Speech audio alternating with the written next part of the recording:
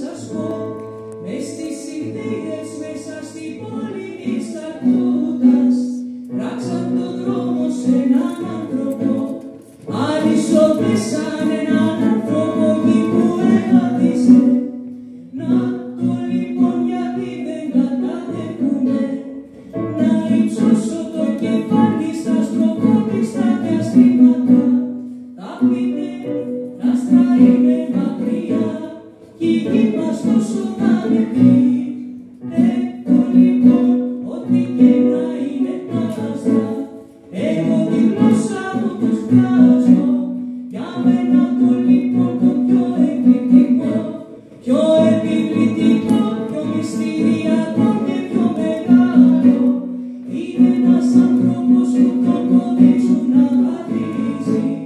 Είναι ένας άνθρωπος που τον αλυσοδένουνε. Είναι ένας άνθρωπος που τον κοδίζουν να βαδίζει.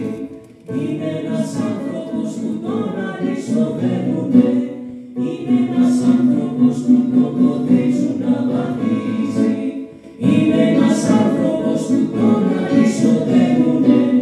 Είναι ένας άνθρωπος που